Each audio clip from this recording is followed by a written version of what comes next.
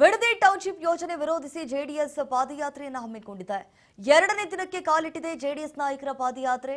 ಬಿಡದಿಯಿಂದ ಮೈಸೂರು ರಸ್ತೆ nice junction ವರೆಗೂ ಕೂಡ ಹೆಜ್ಜೆಯನ್ನ ಇಡಲಿದ್ದಾರೆ. ಬೆಳಗ್ಗೆ 11 ಗಂಟೆಗೆ ಆರಂಭವಾಗಲಿರುವಂತಹ ಜೆಡಿಎಸ್ ನಾಯಕರ ಪಾದಯಾತ್ರೆ ಇದು.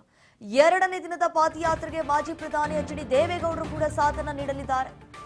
ಬೈರಮಂಗಲದಿಂದ ಬೆಂಗಳೂರಿನ ಫ್ರೀಡಂ ಪಾರ್ಕ್ ವರೆಗೂ ನಡೆಯಲಿರುವಂತಹ ಪಾದಯಾತ್ರೆ ಸತತ 3 ದಿನಗಳ ಕಾಲ ಜೆಡಿಎಸ್ ಘಟಕದ ರಾಜ್ಯಾಧ್ಯಕ್ಷ ನಿಖಿಲ್ ಕುಮಾರಸ್ವಾಮಿ ಅವರ ನೇತೃತ್ವದಲ್ಲಿ ನಡೆಯಲಿರುವಂತಹ ಪಾದಯಾತ್ರೆ ಇದು. ಬೈರಮಂಗಲದಿಂದ ಬೆಂಗಳೂರಿಗೆ ತೆರಳುತ್ತಾ ಇರುವಂತಹ ಜೆಡಿಎಸ್ ಪಾದಯಾತ್ರೆ ಇವತ್ತು ಬಿಡದಿಯಿಂದ ಆರಂಭವಾಗಲಿರುವಂತಹ ಎರಡನೇ ದಿನದ ಪಾದಯಾತ್ರೆ. ಎರಡನೇ ದಿನವಾದ ಇವತ್ತು 16 ಕಿಲೋಮೀಟರ್ ಸಾಗುವ ಪಾದಯಾತ್ರೆ ಬಿಜಿಎಸ್ ವೃತ್ತದಿಂದ ನೈಸ್ ಜಂಕ್ಷನ್ ವರೆಗೂ ಕೂಡ ಇವತ್ತು ಪಾದಯಾತ್ರೆ ನಡೆಸಲಿದ್ದಾರೆ ಘಟಾನುಘಟಿ ನಾಯಕರು. ನೋಡಿ, ಈಗಾಗಲೇ ಬಿಡದಿ ಟೌನ್ಶಿಪ್ ಯೋಜನೆಯನ್ನ ರದ್ದುಗೊಳಿಸಬೇಕು ಅನ್ನುವಂತಹ ನಿಟ್ಟಿನಲ್ಲಿ ಒತ್ತಾಯ ಮಾಡ್ತಾ ಇದ್ದಾರೆ. ಬಿಜೆಪಿ ಮತ್ತು ಜೆಡಿಎಸ್ ನಾಯಕರು ಒಟ್ಟುಗೂಡಿ ಒಟ್ಟಿನಲ್ಲಿ ಸರ್ಕಾರಕ್ಕೆ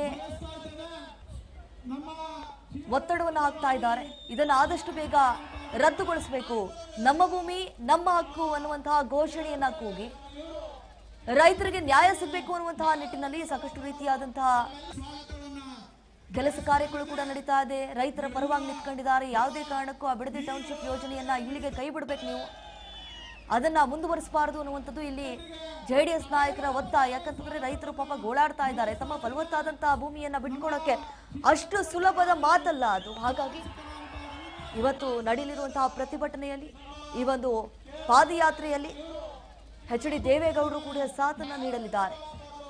ಜೆಡಿಎಸ್ ಘಟಕದ ರಾಜ್ಯಾಧ್ಯಕ್ಷರಾಗಿರುವಂತಹ ನಿಖಿಲ್ ಕುಮಾರಸ್ವಾಮಿ ಅವರ ನೇತೃತ್ವದಲ್ಲಿ ನಡೆಯಲಿರುವಂತಹ ಪ್ರತಿಭಟನೆ ನಿನ್ನೆ ಅಷ್ಟೇ ನೋಡಿ, ಭಾನುವಾರ ಬೈರಮಂಗಲದಲ್ಲಿ ಎಚ್.ಡಿ. ಕುಮಾರಸ್ವಾಮಿ ಅವರು ಚಾಲನೆ ಕೊಟ್ಟರು. ಈ ಒಂದು ಪಾದಯಾತ್ರೆಗೆ ಘಟಾನುಘಟಿ ನಾಯಕರು ಸೇರ್ಕೊಂಡು ಪಾದಯಾತ್ರೆಯನ್ನು ಮಾಡ್ತಿದ್ದಾರೆ. ವಿಪಕ್ಷ ನಾಯಕರಾಗಿರುವಂತಹ ಆರ್ ಅಶೋಕ್, ಮೇಲ್ಮನೆ ವಿಪಕ್ಷ ನಾಯಕರಾಗಿರುವಂತಹ ಚಲವಾದಿ ನಾರಾಯಣಸ್ವಾಮಿ, ಎಚ್.ಡಿ. ಕುಮಾರಸ್ವಾಮಿ ಅವರಾಗಿರ್ಬೋದು, ನಿಖಿಲ್ ಕುಮಾರಸ್ವಾಮಿ ಅವರಾಗಿರ್ಬೋದು, ಹಾಗೆ ಇವತ್ತು ಅವ್ರ ಜೊತೆಗೆ ಎಚ್.ಡಿ. ದೇವೇಗೌಡರು ಕೂಡ ಭಾಗಿಯಾಗ್ತಿದ್ದಾರೆ.